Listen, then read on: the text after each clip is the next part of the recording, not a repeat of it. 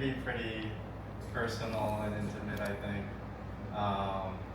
But yeah, my topic is very, just a caveat, is very in like the abstract weeds of continental philosophy jargon sometimes. So I've tried to work a lot to try to make this accessible to see how it works in this conference setting. But it's taken from a thesis I wrote at Duquesne called Political Existentialism par excellence, Sartre's critique of dialectical reason and the revolutionary phenomenologizing of historical materialism. But yeah, and I also forgot that we were supposed to make slides for this, so I kind of just reworked some from the past. So sorry if there's some mismatch. But so when I was first thinking about just equality in general, when posed by the conference topic, I immediately thought of it as kind of a paradoxical idea when engaging it instinctually with my research. So I thought about equality as paradoxical first as kind of just being the question of how to preserve singular dignity, or the dignity of each individual, while enabling like a collective sort of liberation. So I kind of wanted to argue that political equality is not what is often defined as the equal distribution of rights or resources, or it's an enactment as a state of affairs, but actually on the contrary, that it is a lived and unfinished process, a ceaseless struggle against the domination, alienation, and the inertia of history. So this thesis approaches equality as basically an ontological and historical motion, a perpetual negotiation between freedom and material constraint. So I'm focusing on French philosopher Jean-Paul Sartre's critique of dialectical reason from 1960. Very different from his earlier work, so I'm trying to basically present a very quick snapshot of how his thought changed from being in nothingness in the early 40s to here, and somehow by focusing it to equality. But basically, I think in this book, he's very ambitiously theorizing dialectics in a way that is useful for thinking the functional existence of a concept like equality. Dialectics, for the sake of this conference, we can simply take as the theory of change.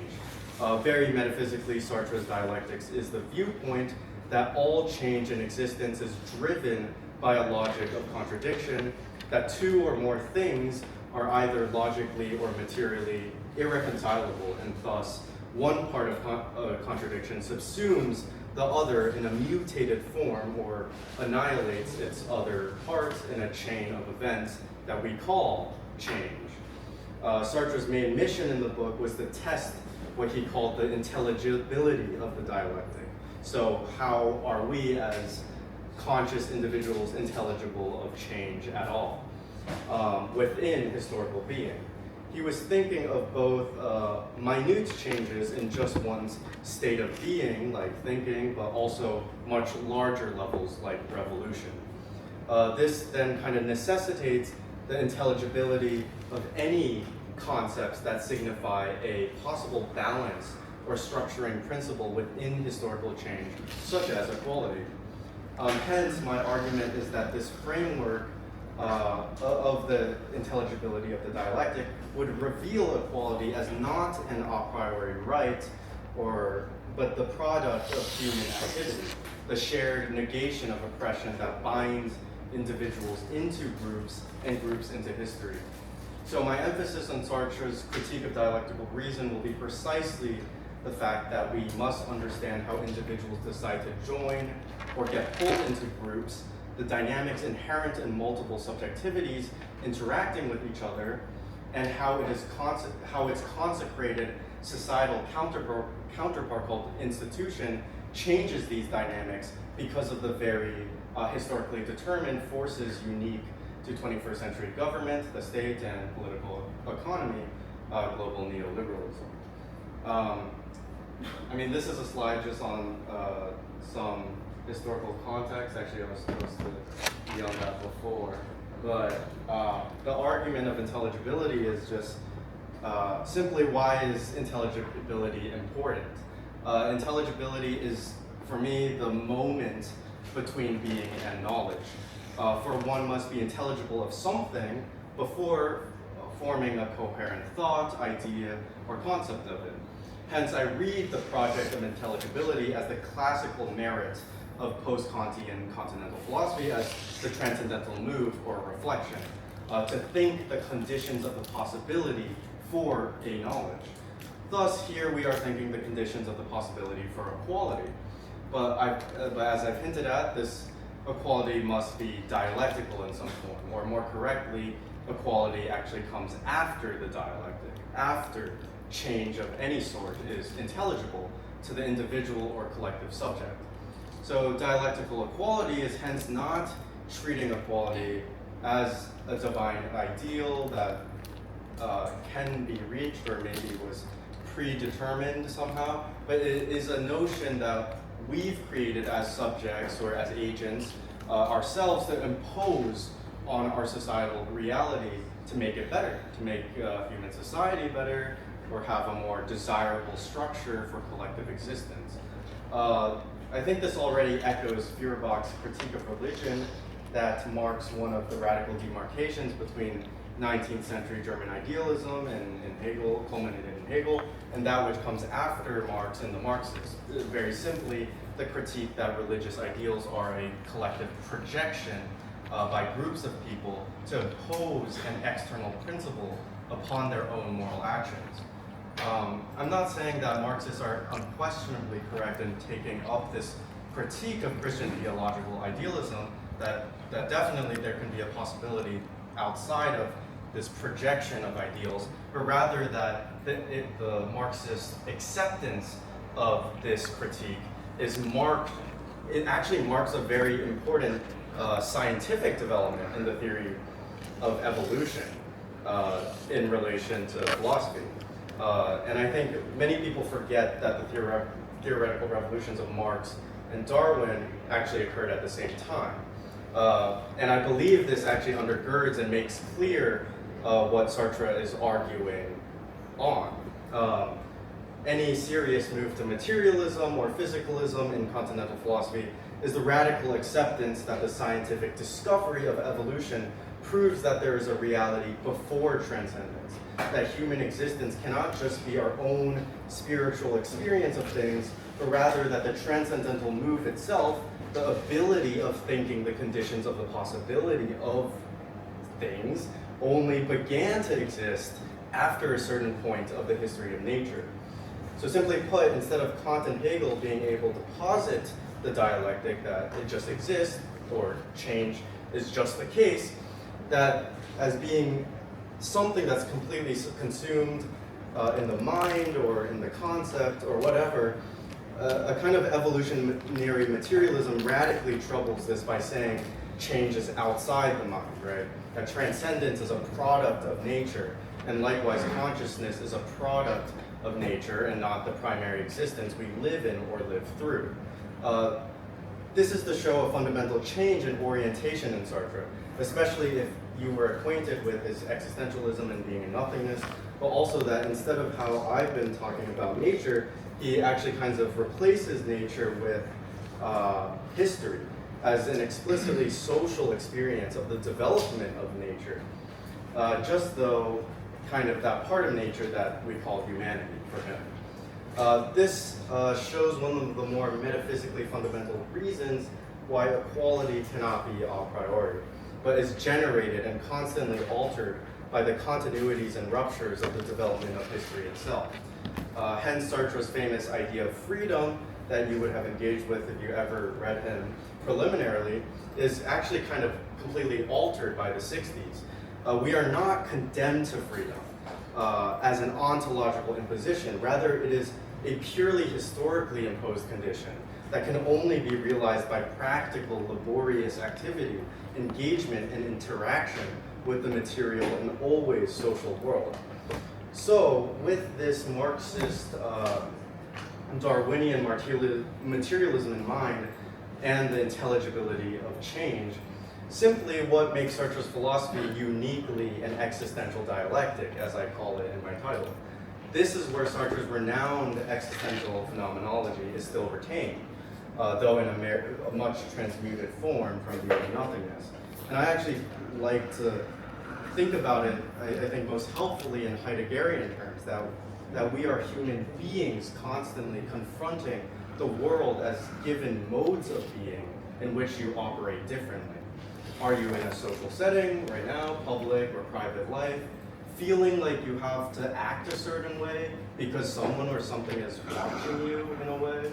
This is a simple way to conceive of what I think is the most novel concept Sartre introduces that is directly related to a very stripped down, most theoretical way of approaching equality. And this concept he calls seriality. Sartre's famous example of seriality is that of a queue of people waiting at a bus stop, one arriving after another standing behind the individual before them. During this formation, right, there is no inherent relation between these people yet, but it is kind of still an ensemble, it's still a group, it's close to maybe more than just the sum of its parts, right?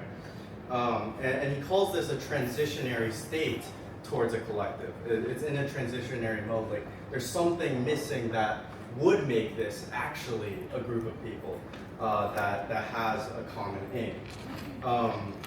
And this is kind of gives a good example of what will be his social ontology. So though there is no explicit relationship between the people in the line, Sartre argues that there is an inherent mode of being actually in which the mere existence of a multiplicity of individuals must be in. They are serialized in their priority for getting on the bus, a simple and clear relation of superiority and subordination of those in front to those in the back. Since the further back you are, the more likely for you to get a bad seat or not being able to fit in the bus at all if you have to wait till the next one. And this transitionary state actually illustrates a moment of collective structure of his social ontology. And the fact that all these individuals in queue for the bus are bound by a common aim to arrive to their next destination, preferably on time. This common aim is not yet collective, if we take it in his neologistic senses, which will later be called a pledge in his vocabulary, because it is not like a conscious effort of collaboration. However, it still shows a moment of collective structure since the aim exists at all, or its potentiality to exist. For instance, if the bus broke down whilst the commuters are on it, it is in their common interest to collaborate and help each other escape the accident. There's almost there's a potentiality for a common aim. So this tacit, imminent collaborative praxis is bound by the aim that is anointed to each one of them in the mode of seriality. So it does not depend on who these individuals are as people. They are, quote, interchangeable and, quote, dispensable in the mode of a series, primarily determined by their common aim. Hence, seriality has its own logic. And this quote I pulled from the book, there are serial behaviors, serial feelings, and serial thoughts. This is kind of the Heideggerian mode of being feeling. In other words, a series is a mode of being for individuals, both in relation to one another and in relation to their common being. And this mode of being transforms all their structures. This is just kind of a diagram I made for a past presentation to kind of just very quickly try to conceptualize his whole social ontology he's trying to make. And in being in nothingness, it's very individualist, it's very existential. It's just about the subject, maybe it goes into the other about subjectivity. So the big change is seriality, that there's kind of this plane of existence that determines people and the way that they become collectives or groups, and that he has these new concepts to kind of express these entities. But I'm gonna focus on equality. So I actually think the result of something like serialization, like something that is happening on in that bus queue, is more a bare or naked skeletal mode of being in which these subjects are objectified, made into interchangeable objects that could be treated as a mere number, hence series, right? But it's not that negative in like a colloquial sense, but I do call it a more neutral or negative equality of seriality, where instead of a personified otherization of objectivity in Sartre's early existentialism, what's happening probably here, it is an objectivity of inert beings, of these beings that are waiting to be activated by many real social forces that bind individuals together before they even know it. So this, though a very skeletal and abstract microcosm in the bus example, I believe it to show that this negative equality very well.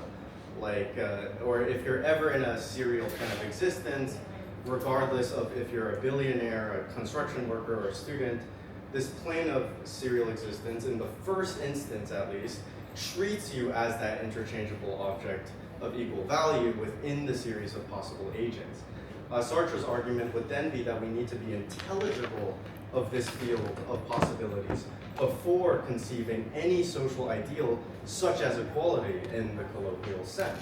And in that colloquial sense, when we utter the phrase equality, I actually want to call that positive equality, one that is predicated on this negative, bare, serial, interchangeable equality. So being another major theme in the development of dialectical materialism, the preponderance of the negative over the positive is accentuated here.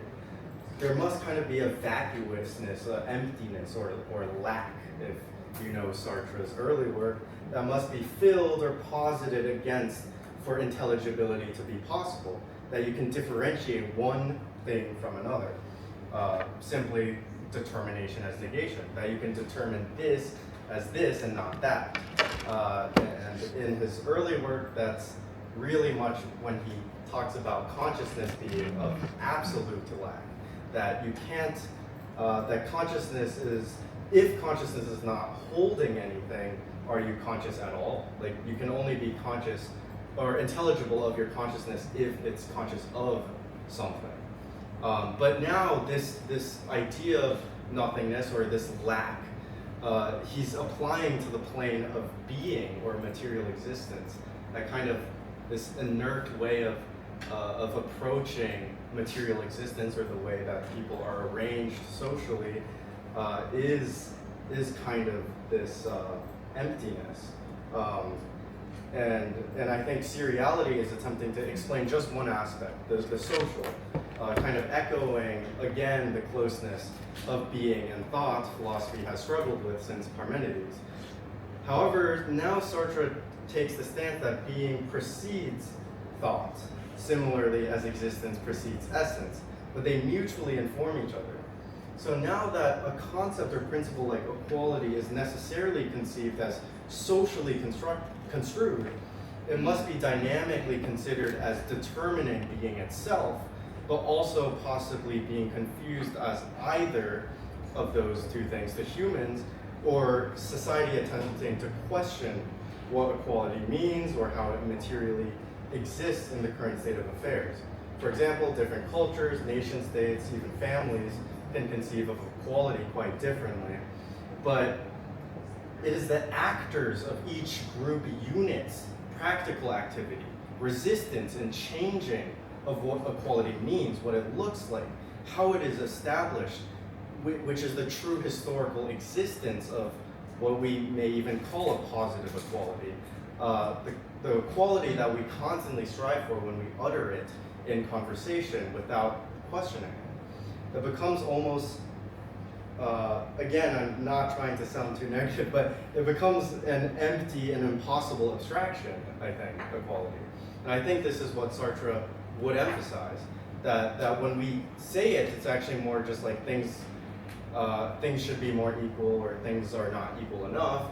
that we use the term to kind of negatively define what we don't want. The content of equality really only exists during conscious reflection or during its establishment in policy or in different forms of enactment.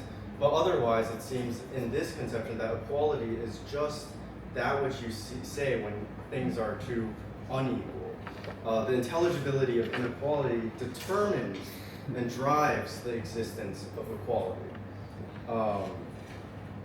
And I think I'm running out of time, but I think I was just trying to basically give a snapshot of this 800-page book and its framework and treat a concept like equality in its logic. And for me, it kind of just shows that political equality begins when such serial individuals recognize their shared alienation and pledge common practices, forming fused groups, which will be like different types of things in this hierarchy. But it is a very fragile equality. Equality is very fragile in this sense because of its dynamicity. Once institutionalized, groups lapse into hierarchy and impose on the will of institutional power called other direction, which is another neologism he creates. But I think Sartre presents equality as a temporary yet recurrent achievement of praxis, the moment when freedom becomes mutual rather than solitary and asymmetrical. This movement from seriality to solidarity, from the practico-inert, that's kind of another neologism, but kind of the inertness of the field that I've been talking about, to a more living, alive group that is conscious, reveals equality as both the aim and condition of collective history. And I will end it there.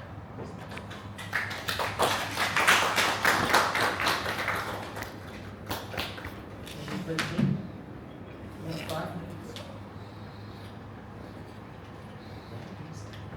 really enjoyed it. I have a question about two claims which I thought you want to assign to Sartre. So maybe the claim that equality plays something like the role of a transcendental horizon of that political action. And second, that equality should not be thought of as a state of affairs characterized by an equal distribution of some resources. So, first of all, I wonder if I got that right. So this is the position you assigned to Sartre. And secondly, I want to invite you to elaborate a little bit more on the relationship between those two claims. Yeah. So it seems to me that the first claim is true, like that equality plays this role. It orients political action, and so that we make sense of political action in terms of this idea of equality. But it seems to me that equality plays this role because we think of equality basically in the second way. So because we notice the disparity between, some kind of ideal state where resources of your choice are distributed equally, and what in fact there is, that sort of equality can play this role of mobilizing sort of action. But it seems that your Sartre wants to deny that equality is at all, it can be done in that way. So can you elaborate on that? Yeah, absolutely. That's a great question. That's exactly, I think I should have made a slide on that one. But that's it. Like the last part of my presentation on what I try to call positive versus negative equality is precisely that which you were talking about. But I think what you're asserting almost creates a new dichotomy for me that does problematize what I'm saying. Because I'm saying like negative equality is that which is kind of just serialized being, kind of like the fact that you can just actually maybe everything you're saying is more operating on positive equality, and I'm trying to make this oscillation between the two because positive equality for me is as I say, it's like that which you utter in a normal conversation, but also like the ideal that you're projecting when you say that. And so there is the form that you're saying, the distribution of resources, and I'm basically saying like the ideal that you are implicitly asserting or implicitly desiring is positive in the sense that it's the like how it will actually exist, and I think how it actually exists is what I'm saying by like different nation states, different cultures, different families think of equality differently, because I think I'm more trying to say that there's this sense of equality in which I think I'm saying yeah, I think you're right. A lot of different points of what you said was correct, because the other sense is that you said like, yeah, like my Sartre almost wants to do away with equality. And I think the doing away with equality is doing away with any conception of it as static. And so if it's not static, it would mean any version, kind of like, I guess, the struggle or the battleground of every version of what that distribution looks like, of resources, of rights, of all those things in a given society looks like, is the actual existing state of equality, if that helps. But yeah, I already forgot kind of your second one. Yeah, but I don't know if that helps. Any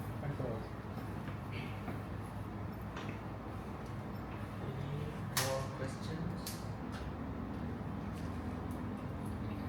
Let's be ask you some point which interesting. You mentioned the Sartre's philosophy of existentialism, maybe. Mm-hmm. Okay. It's sort of getting closer and closer to be developed into some sort of Darwinianism or something like that. Yeah. That would interest me much because I would think of Sartre's existential as some sort of abstract way of thinking about the kind of essence of human being as the very existence itself or something like that. But when it gets to the notion of thinking about Darwinism, evolutionism, or something like that, it would be some sort of the context of cause and effect, something like that. Yeah. That would bring about the development of human existence into some sort of pointless existence or something like that. Exactly. So, I'd like you to give more of the explication that when Sartre's existentialism be about sort of a life with a point of existence, your own point of existence, your own being, which is also nothing in itself or something like that. Yeah. But the Darwinianism conceptualization of existence would be some sort of a contextualism. Yeah. So we'd like you to explicate. No, definitely. That's a really good question. And I think that's the trouble with the later Sartre. It's like, I don't know how much he gives up of his early ideas. But exactly what you're saying, it's I think he kind of just changes what he means by existence precedes essence, right? There's many points in in the critique of dialectical reason where he says, where it seems like he gives up on it. Like he gives these examples of like a worker woman in a shampoo factory, like just going on the conveyor belt making shampoo and shampoo after each other, and he was talking about the phenomenology of it, which is his early stuff. But the phenomenology of it is that he was like, weirdly, essence precedes existence. He almost like flips it in some sense, because he takes on a Marxism, he takes on a Darwinism. the Marxism part would be like capitalism actually determines your essence. So before he was going against religion and some other things, right? Where it's like, oh, it's not God that determines your path, it's you. You exist in the world and then you choose your meaning. Or you're a nothing and you have to be a something, right? But weirdly now he has to accept the fact that there's like a social thing, social existence that is determining your meaning, but I don't think he gives an answer. And the upsetting answer is it's because of the historical context that I think he has no answer. Because in the 1960s, like all he was thinking about was revolution. Like he believed in the Cuban project, he believed in all these revolutions. He thought the real meaning was revolution. It was collective meaning making through freedom, right? The old freedom, which was change your existence to become different essences, now was weirdly narrowized, but the narrow desire for meaning was actually, like, it was only one option, right? The only option was revolutionary freedom, but yet for people in France, eight years before their revolution, when he wrote this book, he felt like, even though it felt like just one narrow choice, it was yet still the biggest choice. Like it was still his early philosophy where there's an infinite amount of choices within that possible choice, if that makes sense. But yeah, that's the difficult part. Like he wants to try to have all these political ideas that he thinks are so useful, and he thinks like Darwinism or Marxism is so useful for looking at society, but then he still wants to say, like, how do we create meaning? It is really difficult. I don't know if that helps, but I just tried to elaborate more on it. Yeah. Can you say a little bit more about this Darwinism? Because I think it's definitely not would be something that you hold for Sartre, right? Mm-hmm. As for the saying that the existence precedes access, I think it holds to the end of it, even after his Marxist term in within of dialectical. Mm-hmm. But Darwinism, Darwinism, it depends on how you define and understand, right? So, Darwin tried to explain how certain features, right, appear in a group of biological species. Okay. So while Sartre, right, in his later stage, trying to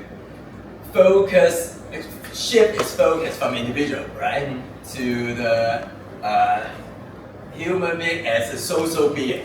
Okay, that's what makes it a Marxist term, right? Because it focuses more on history, and in the past, in being and nothingness, it focuses more on like the subjectivity of an individual, right?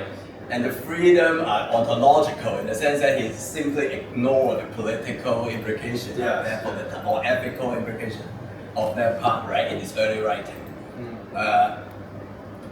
But he never gave that up. Just that he tried to, as far as I understand, okay, enlarge the scope of his theory to incorporate the Marxist element, okay.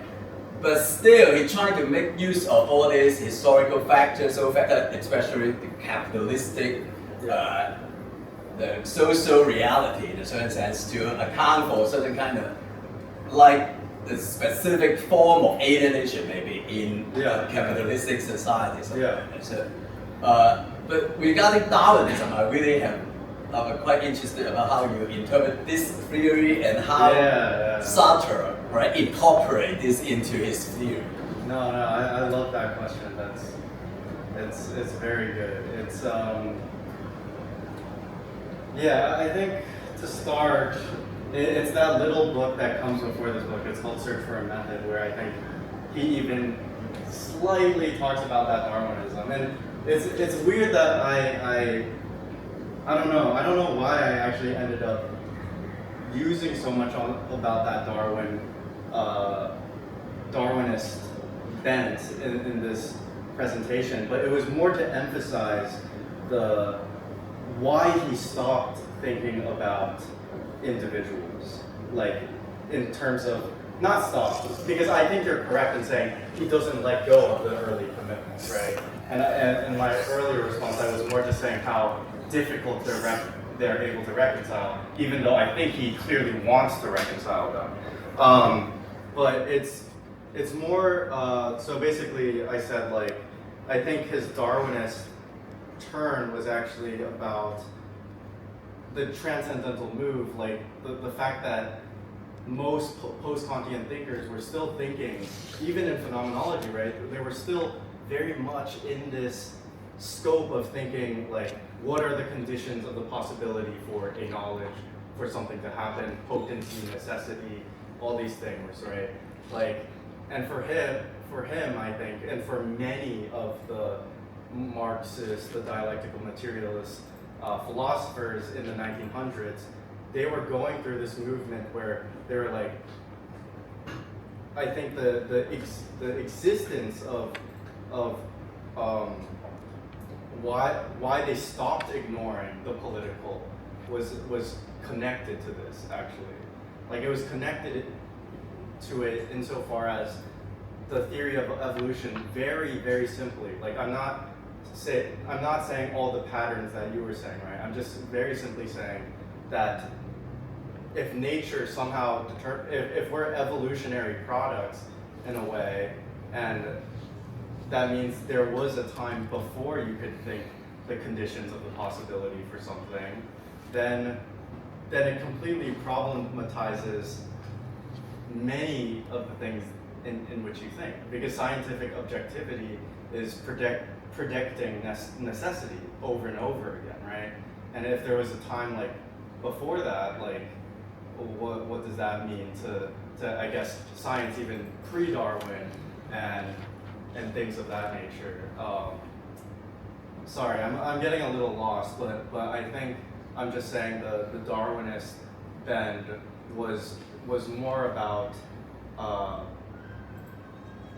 basically seeing that your scope was no longer like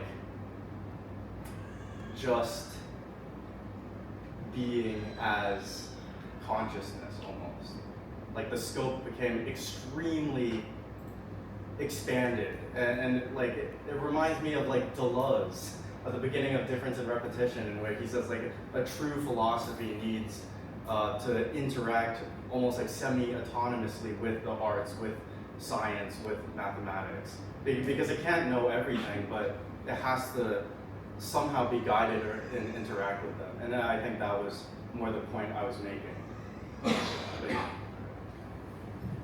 Okay, let's give a round of applause.